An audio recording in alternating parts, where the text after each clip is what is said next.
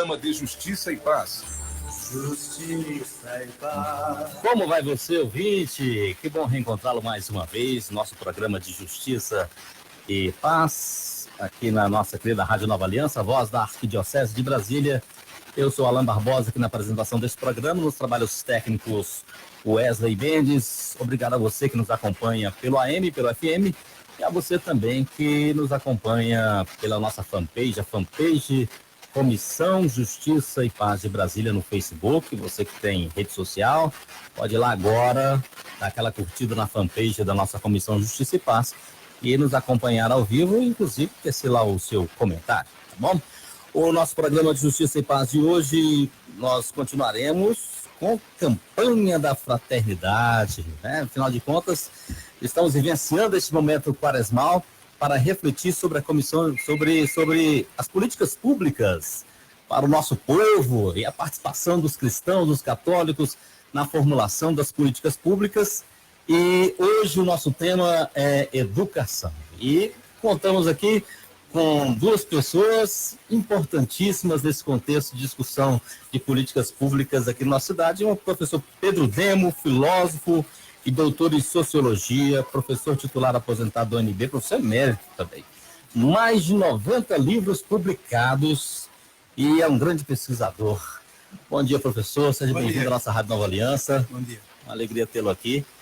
E José Geraldo Souza Júnior, nosso amigo, companheiro de caminhada da nossa Comissão de Justiça e Paz. Bom dia, professor. Bom dia, Alain. Bom dia, Wesley. Bom dia, José Carlos, que está aqui hoje de contra-regra, né? Hoje está ali. Bom dia, professor Pedro Demo, que alegria tê-lo aqui. Realmente. Legal. E hoje temos aqui um ouvinte convidado, a Vitória do Espírito Santo, que está aqui conosco também, nos acompanhando aqui na nossa programação. E eu estou começando o programa trazendo uma música aqui de fundo. Levanta um pouquinho aí para nós, Wesley. Que é para trazer esperança ao jovem, viu? O jovem é bem pouco pra gente vencer o sufoco. A vida completa se dá. Porque nessa semana em que a nossa juventude foi mais uma vez atacou e foi atacada também, a gente vai aproveitar nesse programa para conversar um pouquinho, trazer pelo menos um pouquinho de luz, né? O tema principal do nosso programa de hoje, mas um pouquinho de luz aos pais, aos professores que vivenciam com esse drama da violência dentro das escolas, talvez não de forma tão acentuada conforme vimos, mas a violência, ela infelizmente está aí.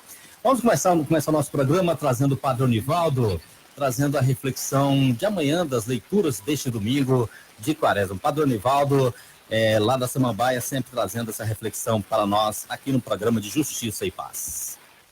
Bom dia, ouvintes da Rádio Nova Aliança. Mais uma vez, estamos aqui refletindo o Evangelho deste segundo domingo da Quaresma. Lembrando que estamos nesse tempo de Quaresma e também no tempo da campanha da fraternidade, com o tema Fraternidades e Políticas Públicas. E lembrando do lema, serás libertado pelo direito e pela justiça. Estamos aí refletindo em nossas comunidades, em nossos grupos, este momento do tema da campanha da fraternidade. O evangelho deste domingo é de Lucas, o capítulo 9, os versículos 28 a 36. O evangelho desta Quaresma, desse segundo domingo, apresenta o evangelho da transfiguração. Jesus e 3 discípulos sobem a montanha para rezar. E lá, o mestre se transfigura diante deles. Enquanto Jesus dialoga com Moisés e Elias, representantes do Primeiro Testamento, os 3 discípulos dormem e não escutam a voz que fala da morte de Jesus. Depois de acordarem, eles contemplam a glória de Jesus e, fascinado pela beleza, sugerem eternizar esta realidade, construindo moradia, 3 tendas. Porém, uma voz veio da nuvem e pediu-lhes para escutar e seguir o que o Filho determina. A transfiguração do Senhor mostra que a paixão e morte fazem parte do projeto de Jesus. Ele é o verdadeiro intérprete da Escritura. É a ele que devemos ouvir e obedecer. A transfiguração foi, de certo modo, uma antecipação da ressurreição. A voz do Mestre nos desinstala e nos leva a descer da montanha, onde realizamos nossa missão de tornar presente o reino de Deus. Não podemos ficar acomodados no alto da montanha e permanecer eternamente contemplando a glória do Filho. É lá embaixo, na planície, que estão os desafios, estão o povo sofrido, com suas necessidades e ansioso pela transfiguração da realidade sofrida. Nesta liturgia deste domingo, somos então convidados por Jesus a escutar o que ele tem para nos dizer com sua palavra e contemplar seu rosto luminoso na Eucaristia. A voz diz assim: este é meu filho, meu eleito, escutai-o. A escuta deve ser a primeira atitude dos discípulos e discípulas. Firmes na fé no Senhor, celebremos, irmãos e irmãs, a Páscoa semanal. Essa Páscoa que se realiza em nossas comunidades, nas pessoas que estão dispostas a transfigurar a realidade ao seu redor, promovendo o bem e a vida. Abençoe-nos o Deus de misericórdia, em nome do Pai, do Filho e do Espírito Santo. Amém. Obrigado, Padre Onivaldo, por sua reflexão. Nesse programa Justiça e Paz, gostaria de agradecer a todos que acompanharam a nossa conversa de Justiça e Paz na segunda-feira passada, na Arquidiocese de Brasília, no auditório Dom Freire Falcão. Uma conversa muito frutífera, com certeza. Você que foi ao auditório e você também que nos acompanhou online. Estamos vivenciando a campanha da Fraternidade 2019. Está o hino da campanha aí? Um pouquinho para você escutar. Sua justiça às nações, que neste tempo quaresmal nossa oração transforme a vida, nossos atos em ação. Fraternidade e políticas públicas será libertado pelo direito e pela justiça. É para você ir lá na Bíblia, Isaías, capítulo 27, marcar, né? Serás libertado pelo direito e pela justiça, que é o lema desta campanha da Fraternidade. Estou mostrando aqui para quem está nos acompanhando no Facebook o texto base da campanha. Você que ainda não adquiriu, procure na Livraria Católica, leia e faça as reflexões aí na catequese, com os grupos de jovens, grupos de casais também. Participe sempre, tá bom, gente? Relembrar com você aqui um pouquinho, apenas um pouquinho nessa semana que foi tão difícil, em que a solidariedade foi abatida mais uma vez aí pela violência. Lembrar um pouquinho da campanha da Fraternidade do ano 2000, porque na virada do século, né? Virada do milênio, a Igreja Católica, na campanha da Fraternidade, falava de dignidade humana e paz, com uma campanha ecumênica. Uhum. E todos nós deveríamos caminhar juntos, de mãos dadas, diferentemente das crenças, de todas as diferenças. E o tema foi Novo Milênio Sem Exclusões. Olha o tanto de entrada dessa campanha, como era linda, né? Amigo, porque juntos somos mais, pra cantar um novo hino de unidade, amor e paz. Somos um povo a caminho, nós católicos, cristãos, temos que sempre caminhar nessa esperança de um povo a caminho. Era como o cristianismo era chamado no início, o caminho. A igreja do caminho, eu sou o caminho, a verdade e a vida. Né? Vamos voltar a ser cristãos do caminho, por que não? Não é? Simone Furquim, teóloga, está sempre conosco também, desde sábado já estreou aqui, agora também traz a reflexão para hoje, que a reflexão em cima do tema de hoje. Daqui a pouco vamos conversar com o professor Pedro Demo, o professor José Geraldo também. Nosso tema é educação. Então você que é professor, você que milita na área de educação, você que é pai, que tem filho na escola, ou você que é comunidade e se preocupa, ou pelo menos deveria se preocupar, com a vida escolar das nossas crianças, vai ser o tema daqui a pouquinho. A Simone Furquim traz essa reflexão a partir da Bíblia sobre educação. O tema da educação está intrínseco e transpassa vários textos da Bíblia, pois Deus nos educa através da vida e nos dá a liberdade, incentivando com amor e responsabilidade a liberdade de cada um e cada uma. Deus educa para o uso fraterno e solidário dessa mesma liberdade.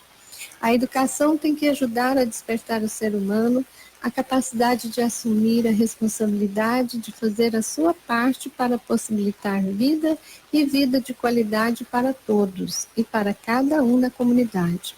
Na visão bíblica, homem e mulher são criados à semelhança de Deus. São criados para continuar a ação criadora de Deus, a ação de cultivar o jardim, que é a vida em toda a sua dimensão. Cultura, pois, então, é para isso.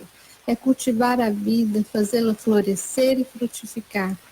A Bíblia inteira é a história de um povo que gradualmente aprende, muitas vezes por ensaio e erro.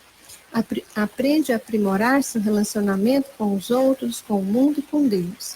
No livro do Êxodo, Vemos o povo a caminho sendo chamado a ser sujeito da construção de um novo modo de vida. No Segundo Testamento, percebemos a prática educativa de Jesus. Como educador, o processo incluiu um diálogo, um convívio, um fazer em conjunto com seus discípulos. Esse período foi um processo educativo, no qual Jesus foi preparando seus discípulos para a missão. Nos evangelhos é muito clara a prioridade que Jesus dá aos pobres, os marginalizados e excluídos.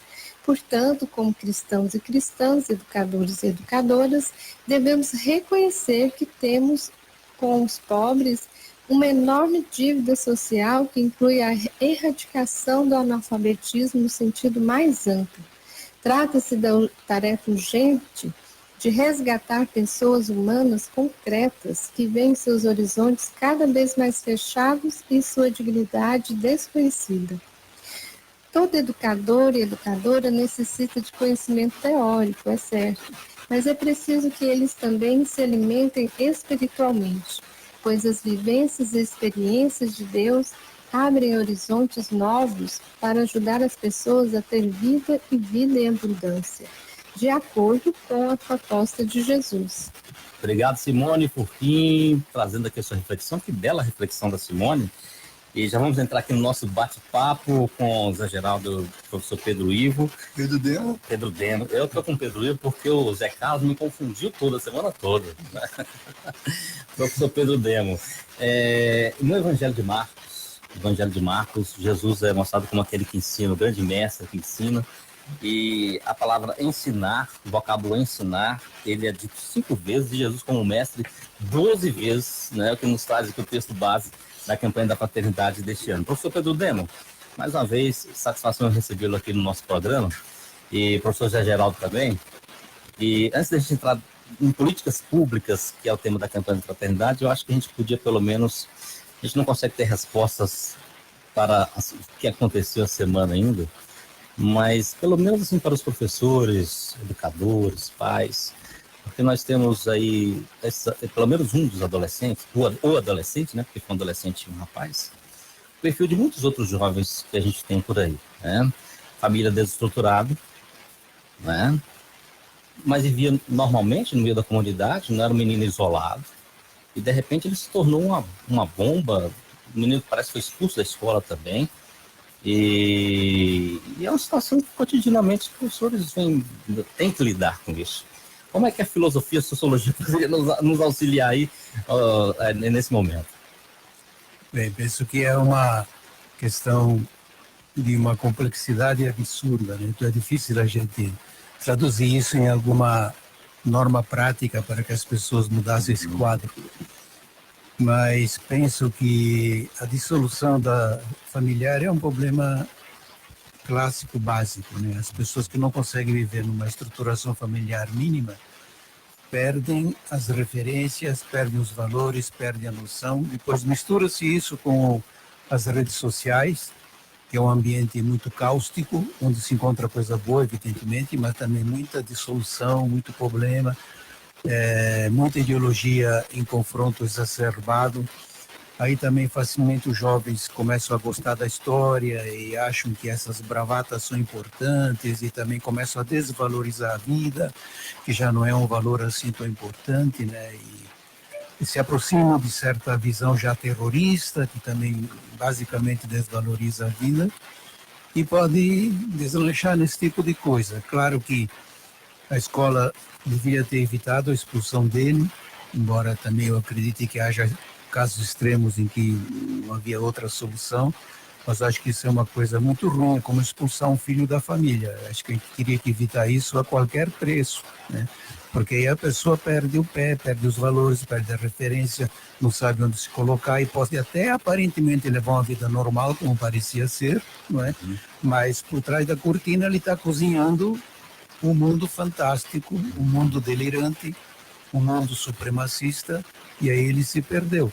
Eu acho que nós temos que voltar a valorizar esse tipo de referência, né, que podemos fazer de várias maneiras. Quer dizer, o atual governo inventou um Ministério da Família porque percebe que aí tem um grande problema a ser atacado. Mas ele tem uma abordagem específica, outros fariam provavelmente outra abordagem para valorizar a família. Agora, o jovem com política pública não é um problema só da escola, né? Depois que um adolescente ele é expulso, chega-se a uma situação de ser expulso da escola, alguém mais deveria cuidar dele. Não é? Nós temos a questões das políticas sociais, de acompanhamento da família. Essa é uma questão que é uma questão que hoje, dentro dessa complexidade ao que o professor Pedro Demo se referiu, né, envolve o fato de que a educação, como uma mediação para formar cidadãos, para formar a comunidade, né, deve se irradiar por todas as dimensões do social. Todos os processos institucionais, como era no mundo antigo, a ideia da paideia, a educação para se completar como parte da sociedade, ela passava pela mediação de todas as instituições, que é o sistema pedagógico que forma para a cidadania. Então, essa exigência da educação pede que haja uma dimensão educadora em todos os processos sociais e, por isso, algo que integre e não que exclua, algo que reabilite e não que estigmatize, algo que chame para a solidariedade e não para a represália, para a vingança, para o ódio, né?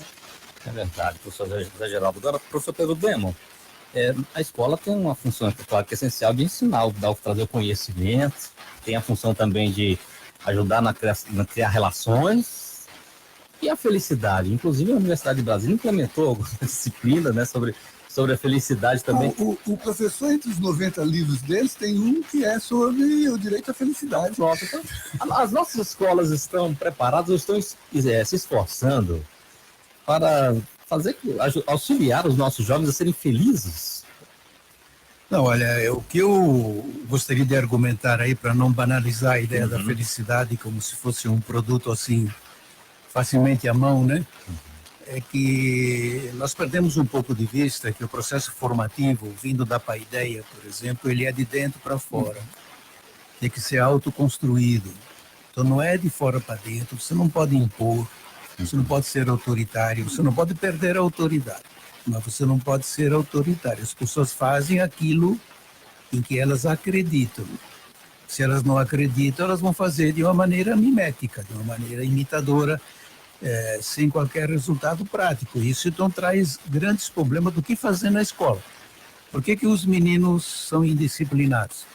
Às vezes porque também a escola não merece a disciplina deles. A escola não atrai, a escola não põe nenhuma motivação intrínseca. Lá não se estuda, lá não se lê, lá não se elabora, lá não se pesquisa, que são todas atividades que vêm de dentro, atividades de aprendizagem, que podiam dar outra motivação para o estudante. Fica o dia inteiro só escutando aula, fica decorando, aquilo vem de fora, aquilo não entra, aquilo não sedimenta. Então você tem na escola um ambiente estranho. Então o que eu acho, assim, os dados dizem isso escancaradamente, só o Ministério da Educação que não quer ver. O que falta na escola, principalmente, é a aprendizagem dos estudantes. Me permito aqui dar um dado que dá o IDEB de 2017.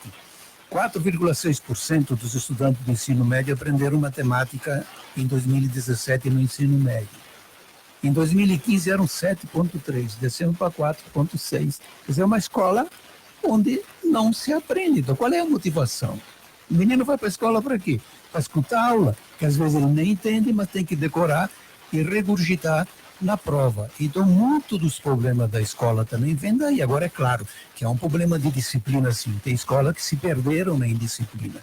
Tem escola que vive em áreas de grande violência, tu precisa de alguma outra coisa muito mais incisiva, mais direta, entendeu? Mas eu acho que a escola está se acabando, é porque lá não se aprende. E agora, temos aí, devido às novas tecnologias, o acesso à tecnologia, internet, alguns alunos, uma parte dos alunos que têm uma condição econômica melhor, tem isso em casa, e chega na escola, não tem lá um professor e um quadro, somente aprenderam. Mas mesmo a tecnologia, porque há caminhos para suprir esses desníveis. Não pode ser o sujeito do processo, o centro do processo. Como diz o professor Pedro Demo, a aprendizagem, isso ele fala nas suas aulas e nas conferências para nós na universidade, só se dá quando dois fundamentos se encontram. O primeiro fundamento é a pesquisa, porque a autonomia do sujeito para ler o mundo, para procurar. E o segundo é a autoria, onde ele precisa exercitar a sua capacidade de interpretar, para não papaguear, para não imitar. Claro que a imitação tem um valor, nós mesmos, os cristãos, temos como pedagogia a imitação de Cristo, não é? Mas não é como algo que seja irrefletido, é algo que eduque a nossa própria atividade. Então, a escola precisa ser um instrumento motivador para isso, com novas estratégias pedagógicas. Aí eu penso que aqui, para nós, dois fundamentos estão em causa. O primeiro qual é o centro valorizador da educação, que é a pedagogia. Não é que se desenvolvem estratégias para motivar... O processo formativo. O segundo é o engajamento. Como é que se agrega os sujeitos no compromisso desse processo formador? E aí que eu penso que entra em causa essas questões de disciplina, né? O que é disciplina na pedagogia, que não é a mesma na vida militar, que não é a mesma na vida profissional, e o que é a criatividade, né? Que implica o fato de que a escola não pode ter mordaça, não pode ser restringida nas suas opções educadoras, né? O que está em causa no debate atualmente sobre militarização de escolas e escolas sem reflexão, escola sem partido. Sem partido. É isso que porque a palavra que está sendo usada é essa, então assim, não adianta a gente tentar. Então, Pedro. Bom, olha, eu penso assim, né, que a questão das novas tecnologias que você acentuou aí, que são muito importantes, eu penso que a gente não pode fugir delas, os alunos precisam dela, vão fazer parte da profissão deles, no centro da profissão, não é lateralmente, né, é uma coisa fundamental, mas também nós temos que ver as experiências, como elas se fazem, por exemplo, no ambiente europeu lá, eles fazem muitas vezes a avaliação das novas tecnologias e uma coisa que aparece claramente, por exemplo, na Finlândia, que está lá em cima no topo do PISA, usa pouca tecnologia. Eu acho pouca demais, mas também não é assim que só a tecnologia resolve, assim por diante. Mas nós poderíamos usar a tecnologia de outra maneira.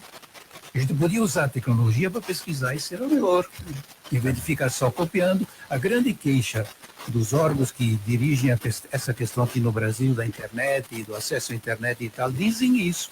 O grande uso que se faz na escola de novas tecnologias é para decorar, é para reproduzir, e não para sedimentar uma autoria. Então, eu acho que uma coisa bem simples a ser resolvida é que se o aluno que gosta de aprender, ele não tem problema de disciplina, ele gosta de ficar lá, ele pode ter até o problema contrário, ele estuda demais, ele se perde nessa coisa. Eu vi isso, por exemplo, na matemática, que é o nosso grande problema, né? Meninos que pegam bem a matemática, gostam de matemática, se tornam autores de matemática, não ficam apenas reproduzindo matemática. O professor tem um problema contrário, fazendo com que eles aproveitem o fim de semana não só para matemática, mas também para outras coisas, para namorar, para fazer um pouco de cultura, para ir para o teatro, para ir para o cinema e assim por diante, né? Então, eu acho que aí nós estamos confundindo as coisas. Existe, sim, o problema da indisciplina na escola. Eu não posso também tapar o sol com a peneira. Existem escolas que se perderam completamente na indisciplina, agridem os professores e fazem atos de violência absurdos, assim, né? Agora, outra coisa é se militarizar resolve isso. Porque a militarização vindo de fora, fazendo a pessoa cortar cabelo, marchar, cantar o hino nacional, isso tudo vem de fora. Isso não é formativo. Formativo vem de dentro. Eu não acho que marchar muda a vida das pessoas. Agora, pode mudar a vida das pessoas aprender a respeitar os outros. Claro. Porque às vezes os militares fazem isso muito bem. Então, isso eu vou aceitar sem nenhum problema, né? Conviver adequadamente com as autoridades, com os colegas, respeitar os valores, tá? Tudo isso é muito importante. Acho que muitas escolas perderam esse tipo de perspectiva. Mas eu acho que nós estamos indo muito para a direita, que já é um uso assim autoritário da disciplina, de fora para dentro, de cima para baixo, tapar a boca, botar uma mordaça, entendeu? Você só fala se a gente permitir, você só pensa se eu quiser, mas você não pode pensar assim, com liberdade, que eu acho que é um princípio absolutamente fundamental da formação humana. Por isso que a gente preza a pesquisa, né, Zé Geraldo? Porque a pesquisa pode dar essa oportunidade da pessoa pensar por si, pensar como autor. Agora, professor Pedro Demo, mais uma vez insisto na questão de que educação não é apenas responsabilidade ali da comunidade escolar ou da pasta educação, mas assim, o garoto que ele vai para a escola desconcentrado, que ele é indisciplinado, ele geralmente vem de uma carga familiar, né, muito difícil, principalmente nas comunidades onde o governo está implementando as escolas militarizadas, que são comunidades carentes, difíceis, onde a mãe, muitos não têm a presença do pai ou da mãe, a mãe não fica, porque tem que trabalhar o dia todo fora, ele não convive com essa autoridade familiar, em muitos casos assim, e ele vem para a escola com toda essa carga, né? E com a maneira dele ser livre e independente, sem ninguém mandar nele, não é verdade? E o Estado, ele parece que é um pouco ausente dessa vida dessas famílias, né? Sim, olha, podemos imaginar uma análise do seguinte tipo, assim, o menino que perdeu o laço familiar vai para a escola, de certa maneira, ele vai fazer da escola um substitutivo da família. Se você olhar as pesquisas em educação, elas dizem com muita ênfase. Uma das grandes reclamações dos professores é que os pais chegam na escola e largam o filho lá e querem que substitua os pais. Exigem tudo como substituto dos pais. Então, isso não se aplica só, por exemplo, àquele menino que perdeu a família. Se aplica perfeitamente a uma escola privada. Que tem outro nível, tem outro IDEB, né? Mas muitos pais largam o filho lá e querem ver o filho no fim do ano passado e não tem nenhum outro compromisso com a escola, que também é um grande problema. Então, acho que o que você quer colocar, eu acho, se eu entendi bem nas suas entrelinhas, é que a educação não se restringe à escola, que é uma coisa muito importante.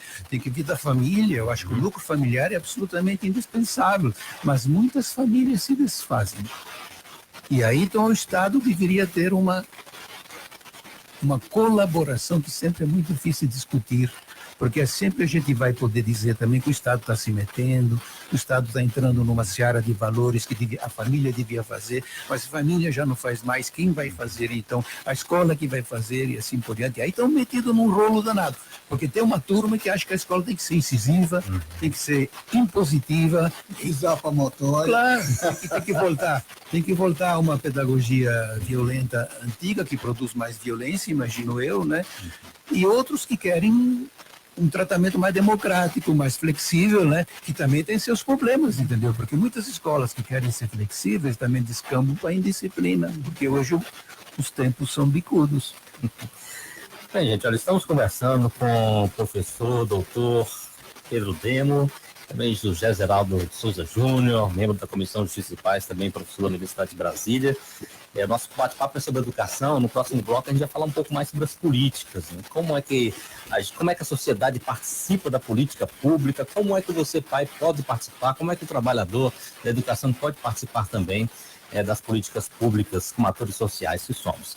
Bem, um breve intervalo e a gente volta daqui a pouquinho na Rádio Nova Aliança, a voz da Arquidiocese de Brasília.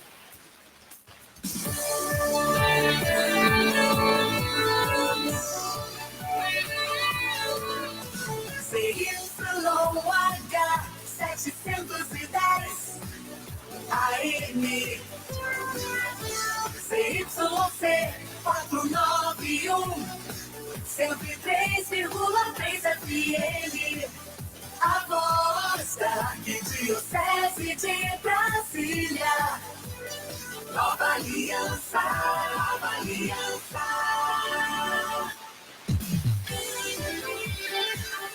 A voz da Arquidiocese de Brasília. Nova Aliança. Em março, O programa Com a Mãe Aparecida ganha novos quadros e novas participações.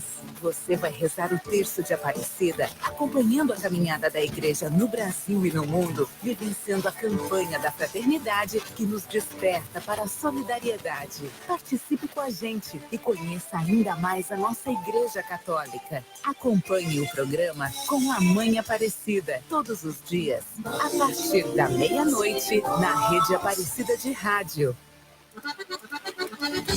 Primeiro Costelão Gaúcho da Rádio Nova Aliança. Dia 31 de março, na paróquia Nossa Senhora da Glória, na Ceilândia Sul. Venha comemorar o aniversário da Nova Aliança M em um delicioso almoço com arroz, feijão tropeiro, salada, mandioca e, claro, um maravilhoso costelão. Convites a R$ 25,00 por pessoa, disponíveis nas livrarias. Você decide na Travessa Dom Bosco, no Núcleo Bandeirantes. Livraria Ave Maria, no Paranoá Center. E também na Livraria Ave Maria, da Ceilândia Norte. Livraria Bem Artes, em Samambaia Norte. Livraria Católica, Academia de Música, na Praça do Bicalho. E Livraria Santo Inês, no Guará 1, na Paróquia São Paulo Apóstolo. E aqui, na sede da Nova Aliança, na Avenida L2 Sul, quadra 601. Lembrando que bebidas e sobremesas não estão inclusas e crianças até 7 anos não pagam. Ajude a Nova Aliança adquirindo seu lugar em nossa mesa. Primeiro Costelão Gaúcho Nova Aliança, na paróquia Nossa Senhora da Glória, Ceilândia Sul, dia 31 de março, a partir das 11h30 da manhã. Informações 2103-0715. Colabore doando mantimentos para nossa ação. Voltamos com a programação que evangeliza. E o nosso programa de Justiça e Paz, seja bem-vindo mais uma vez. Você que chegou agora, o nosso bate-papo hoje é sobre educação, dentro das políticas públicas, que é tema da campanha da Fraternidade da Igreja Católica deste ano de 2019. Em homenagem ao nosso professor Pedro Demo, trouxe para o Zezinho a música Sociologia.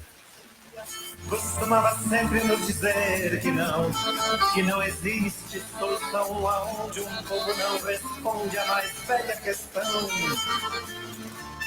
E a questão é repartir o pão em partes justas de maneira tal que faz sucesso o povo que reparte e o que não reparte sempre se dá mal. Que faz sucesso o povo que reparte e o que não reparte sempre se dá mal.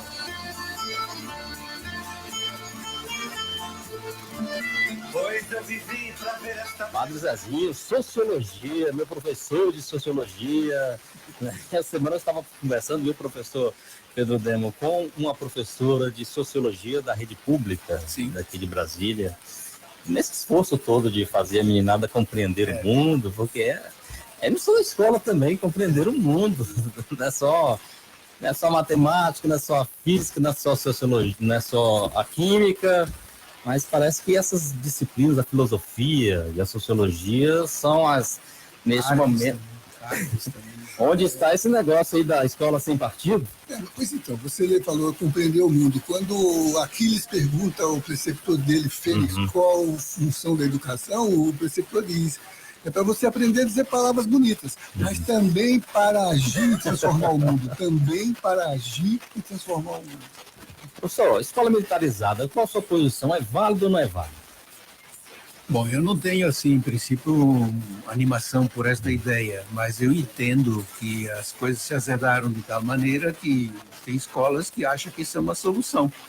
Então, quando a escola se reúne, coloca junto aí os pais, os alunos, os professores, a comunidade e tal, e vota e querem um militar dentro da escola, eu vou me curvar a isso. Acho que a gente tem que respeitar isso também, porque há casos, há lugares, há circunstâncias de que nós perdemos completamente o controle.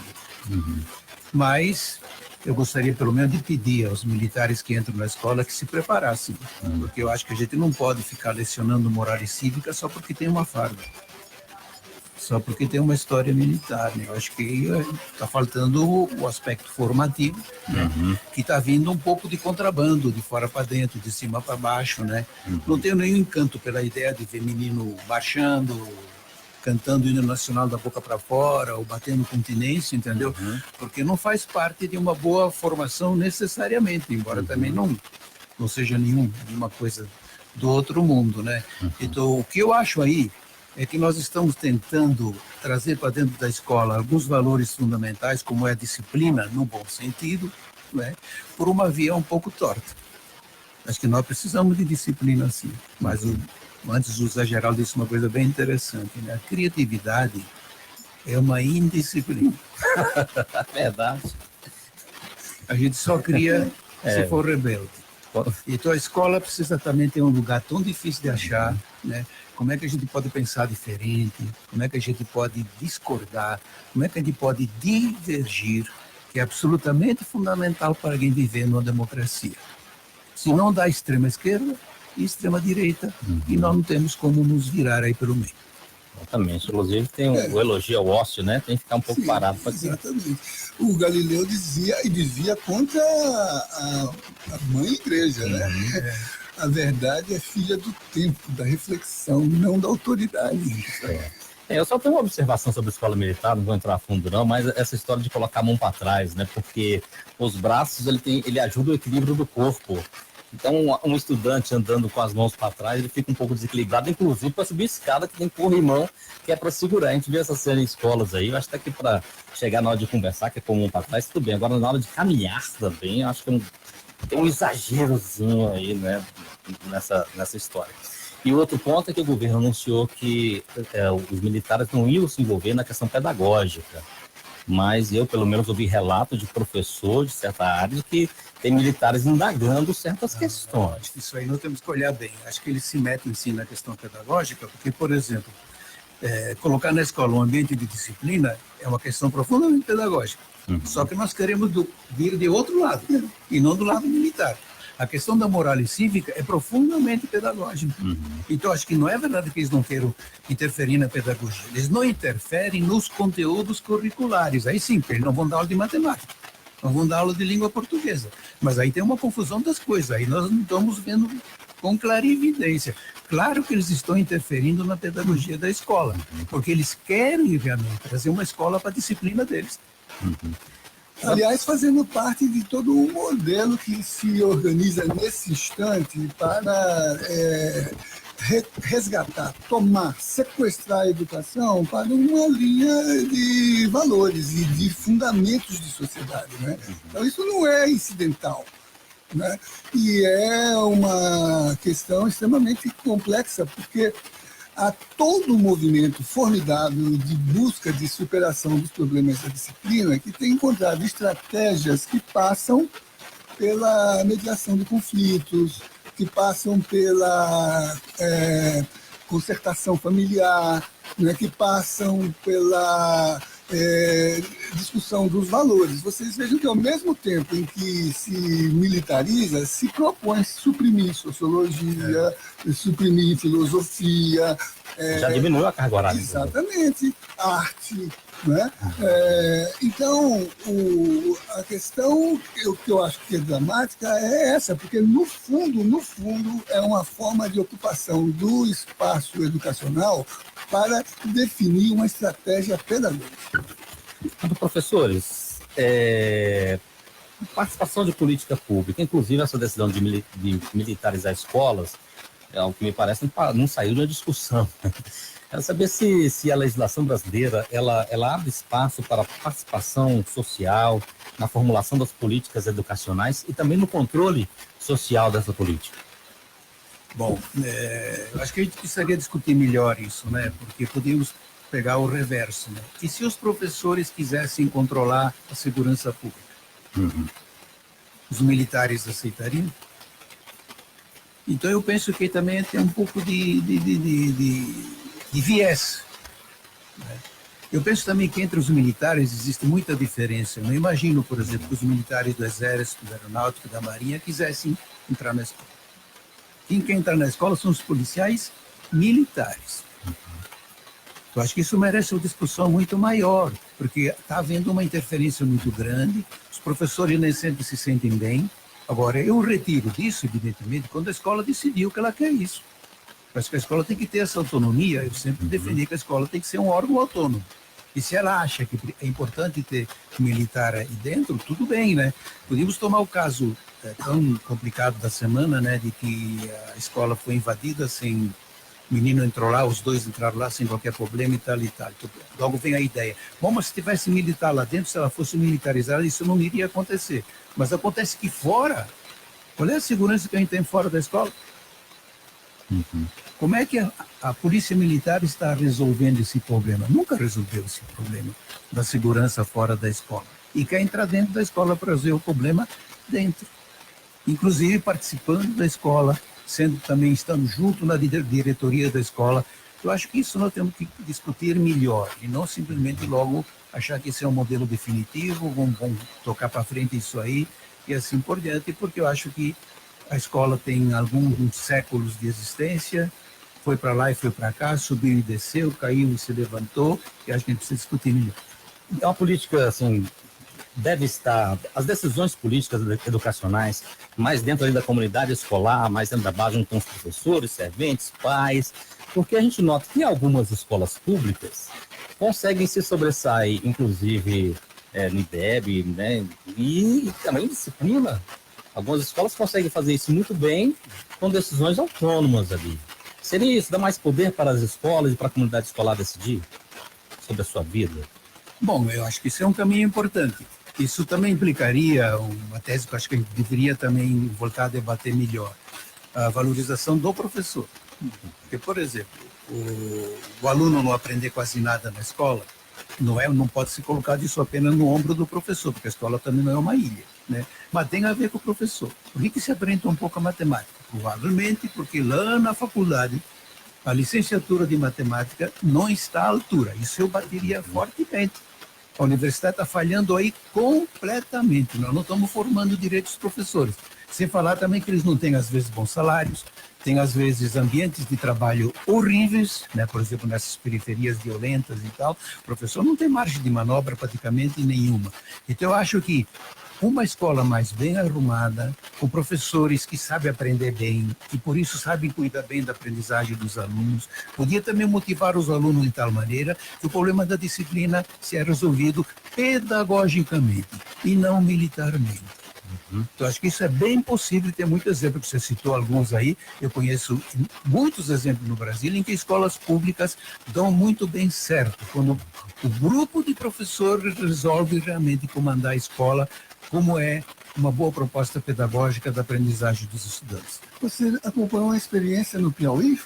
Não, eu acompanhei em muitos lugares. Já.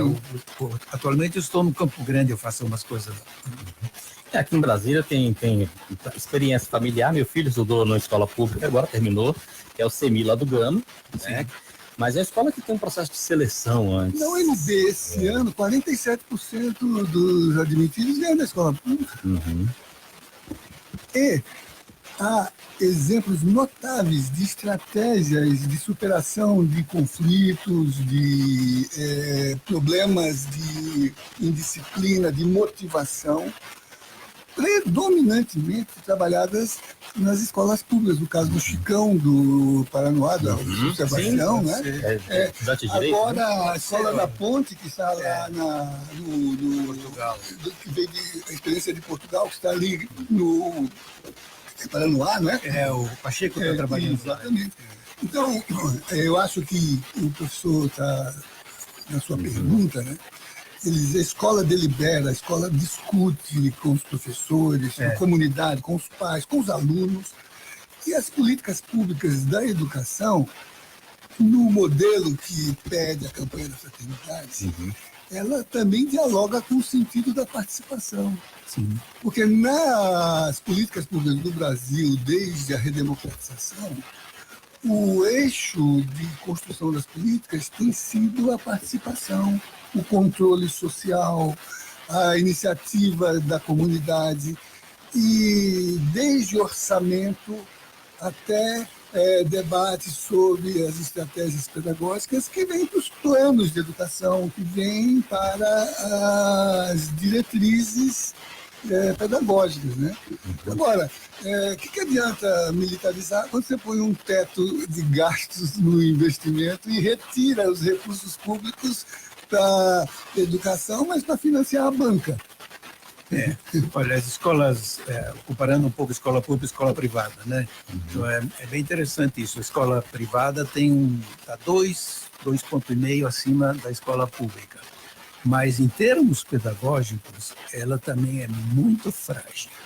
Por exemplo, o IDEB da escola privada em 2005 foi caindo até 2015. Em 2017 voltou para 2005 só. É muito ruim a escola privada também. Mas como ela tem disciplina e tal, com disciplina você consegue melhorar o IDEB, mas os 2 pontos. Mas que isso não vai com disciplina, porque precisa aprender. E a disciplina nem sempre implica aprendizagem, pode ser até o contrário. Então, eu acho que a gente tem que discutir isso claramente. O que é que está machucando a escola profundamente? É que ela perdeu toda a noção do direito do estudante de aprender bem. Aprender com participação, aprender com protagonismo, feira de ciência, feira de matemática, ele comandando a sua aprendizagem, os professores dando trela a isso no bom sentido de eles curtirem a sua autoria, saberem discutir, saberem divergir, saberem argumentar, saberem fundamentar. Esta é a fábrica socrática de uma boa democracia. Não é dos militares que vem isso. Eles têm outra função, eles são absolutamente importantes. Concordo plenamente que precisamos valorizar a polícia militar. Eles são essenciais na sociedade e têm uma vida de cão. Eles têm uma profissão horrorosa que precisa de mais valorização ainda. Quer dizer, eles saem de manhã de casa e não sabem se volta. Então, acho que eles precisam ser valorizados, sim. Mas não é do jeito que nós estamos tentando fazer. Eu acho que nós estamos quebrando o galho deles aí. Mas não é essa é bem a função da Polícia Militar. Vamos falar uma questão da autoridade, porque fala-se muito que antes o professor tinha autoridade perante o seu aluno, né? Bem, se na minha época minha mãe ouvisse uma reclamação de um professor, eu ia sofrer bastante em casa. Parece que essa história um pouco se inverteu. Os pais não gostam muito que professores chamem a atenção dos seus filhos. Agora, nessas escolas, tem que atender ao policial militar que vai fazer isso. Como é que resgata essa autoridade no bom sentido do professor, daquele profissional que precisa ser respeitado dentro das salas de aula? Olha, acho que toda boa educação implica disciplina, né? Tem muitos autores que trabalharam isso bem. Um que faleceu há pouco tempo, Isamitiba, não sei se o livro dele é Quem Ama, Educa. Ficou bem claro essa coisa. Quem ama, educa. Nós temos em casa um problema com nossos filhos. Nós temos que impor limites aos filhos, e é uma engenharia miserável. Tá? Impor limite aos filhos é um troço complicado, pode sair pelo avesso. Se você for muito impositivo, você cria um rebelde sem causa.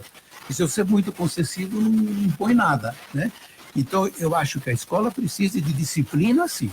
Mas o que nós estamos conversando aqui com o Zé Geraldo, né, que nós temos um outro conceito de disciplina, uma disciplina que vem de dentro, uma disciplina autoconstruída, é uma disciplina da qual nós somos autores e não títeres, não porta-vozes. Não gente que fica falando que os outros mandam falar, não é? Nós queremos uma disciplina que nós construímos. Isso é coisa de professor, não é coisa de policial militar. Ele pode fazer outras coisas, mas não isso aí. Eu acho que isso aí, por isso que no começo eu tentei dizer assim, gostaria que eles se preparassem para isso, que eles estudassem para isso, não simplesmente achar, porque eles estão fardados, já estão na reserva, qualquer coisa assim, eles podem lecionar moral e cívica. Não é assim, porque isso é uma ideia banal de ensino. Então, qualquer um ensina, qualquer um que sabe falar ensina, qualquer um que tem um assunto e vai lá e conta para os alunos que está ensinando. Não é assim. Eu acho que nós temos que arrumar isso melhor. Inclusive porque tem profissionais que não estão na rede de ensino, que deveriam estar, mais psicólogos, mais auxiliares de ensino, mas o Estado vai pagar policiais militares para estar fazendo essa atividade dentro da escola. Em vez de chamar esses que estavam na reserva para fazer isso, podia chamar esses profissionais. E é um paradoxo, porque no limite isto vai ser uma frustração. Há poucos dias eu li aqui numa escola dessas, aqui em Brasília, o militar exigia a expulsão do aluno, porque aos costumes ele respondeu a ele na sua linguagem. Ou seja, ao invés de reabilitar e resgatar, o extingue, né? E, por outro lado, porque é uma política de performance, né? Ao que parece, algumas escolas que foram escolhidas são escolas muito boas, ou seja, elas já produzirão os resultados porque elas estão bem estruturadas, e aí isso será assimilado como se fosse resultado da política. Não é verdade, eu queria que desse a eles escolas em que eles pudessem exercitar a função educadora. Como a gente sabe, na formação militar brasileira, o melhor dela foi quando eles se intelectualizaram, não quando eles se brutalizaram. E as referências das grandes lideranças militares foram os acadêmicos militares, Pandiaca Lógeras, Benjamin Constant, Euclides da Cunha. Os militares capricharam nisso aí. Exatamente. A Academia de Agulhas Negras. Né? Eu vejo isso, por exemplo, nos militares que estão no governo. Né? Interessante. A ala adulta do governo. É uma ala interessante, uma ala inteligente, uma ala que fala bem, uma ala que sabe falar, uma ala assim, tem formação universitária. Dialoga, tem formação universitária. Eu acho que esse é um militar interessante. Eu não vejo isso ainda na polícia militar. Ela não tem essa formação suficiente ainda para isso. A menos que se aplique essa formação aos policiais militares. Né? Professor Pedro Demo, o nosso programa está quase chegando no final, mas eu gostaria muito que o senhor auxiliasse, essa palavra correta, aos pais, né, que estão ali, estão com um aluno na escola, independente de ser militarizado ou não militarizado. Como é que os pais deveriam se comportar mais para serem mais presentes, mais ativos? Quais são os direitos dos pais perante a formação dos seus filhos nas escolas? Bom, olha, é uma coisa que a pesquisa comprova isso com extrema facilidade, né? Sempre que os pais colaboram na escola, estão presentes na vida escolar dos filhos, o desempenho é outro. Naturalmente, né? Acho que não haveria aí nenhuma novidade, não precisaria nem de tanta observação. E quando os pais se ausentam, aí a escola também começa a degringolar.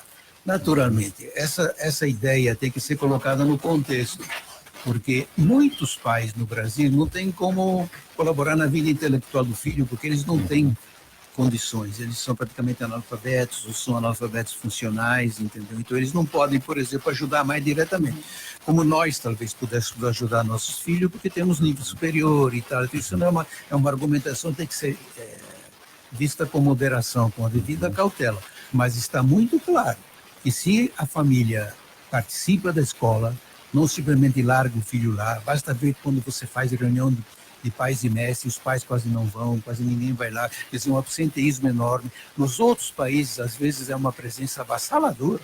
Eu vivi 4 anos na Alemanha, quando eles pediam para os pais virem para a escola, o problema é onde botar tanto pai. É mesmo? Todos vão. Todos vão, porque eles acham que a escola é minha, eu financio a escola, eu pago a escola, e são todas públicas e gratuitas lá, não tem nem escola privada nenhuma, não é?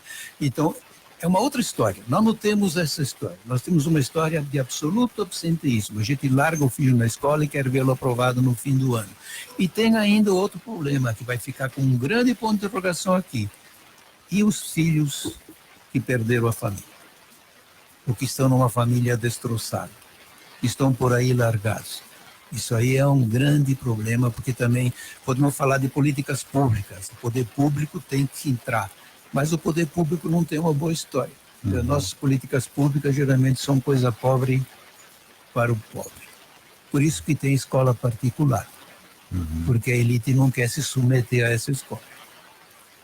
E toda ação tem uma reação na física, né? E nós tivemos aí o grande exemplo que você pegar um jovem de família desestruturada, a gente sabe que é difícil, professor, para a comunidade escolar, tomar uma decisão de expulsar um aluno, mas a gente viu agora, não só esse exemplo, mas que há uma reação contrária, muito perigosa, então tem que ter uma pouca atenção e o Estado tem que aproveitar essa oportunidade tão negativa, de um exemplo tão negativo, para formular uma política pública para essa juventude aí, que não está na escola, expulso da escola e ninguém vai cuidar dele depois ele está retornando e sendo exaltado por outros jovens, o que se torna mais perigoso ainda, porque a imprensa, nessa questão de ter que divulgar um ato violento como esse, acabou também explorando todos os modelos de como a pessoa pode fazer errado, né? Cometer um crime como esse. Professor Pedro, obrigado por você ter vindo aqui. Venha mais vezes conversar com a gente, né? Que convidem, né? A gente convida. Tenho certeza que os pais, professores que em casa nos acompanharam. Olha, hoje temos até ouvinte aqui do Pará, viu? O Rodrigo Leite está no Pará, a Renilda Vicente está lá em Samambaia, nosso presidente Mauro Noleto também nos acompanhando aqui, outros ouvintes também, Maria Araújo. Tem muita gente nos acompanhou aí também pelas redes sociais, você em casa, com certeza vamos puxar minha orelha né? Foi muito bom nosso também estar aqui produtor com o Zé Geraldo, que é o monumento da ONG lá. Monumento é exagero, né? Professor Zé Geraldo, obrigado aqui, você sabe, a casa é sua, viu? Volta sempre. Tem mensagem do Papa? Vou trazer a mensagem do Papa. A gente sempre traz ao final do nosso programa a mensagem do Papa, às vezes não relacionada diretamente ao tema, mas as mensagens dos Papas, né? Esta aqui, por exemplo, como ontem tivemos uma tragédia na Nova Zelândia, mais uma aí em relação a minorias, diferenças religiosas. Na África, um desabamento que matou mais de 100 pessoas em escola. Então, um trecho da mensagem para o Dia Mundial da Paz de 1989, para construir a paz, respeitar as minorias. Uma das finalidades do Estado de Direito é que todos os cidadãos possam gozar da idêntica dignidade e da igualdade perante a lei. Não obstante a existência de minorias, como grupos identificáveis no interior de um Estado, levanta a questão dos seus direitos e deveres específicos. Muitos desses direitos e deveres dizem respeito precisamente à relação que se instaura entre os grupos minoritários e o Estado. Em alguns casos, os direitos foram codificados e as minorias gozam de uma tutela jurídica peculiar. Contudo, mesmo onde o Estado assegura semelhante tutela, as minorias encontram-se, não raro, na situação de terem de sofrer, de fato, discriminações e exclusões. E agora, extermínios. Extermínios que é o que a gente vem vendo. E a gente encerrando nosso programa de Justiça e Paz, lembrando que todo sábado, 11 da manhã, aqui na Rádio Nova Aliança, você nos acompanha, seja sempre bem-vindo. A gravação deste programa fica na fanpage da Comissão Justiça e Paz de Brasília. Obrigado e até o próximo programa.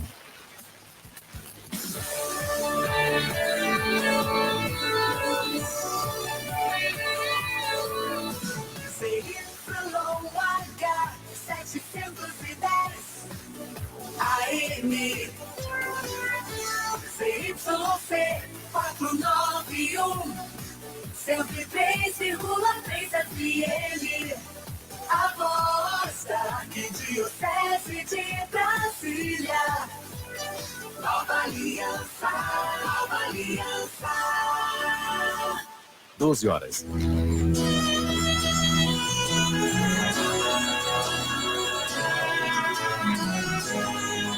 Em meio à caminhada deste dia, reze conosco, irmão.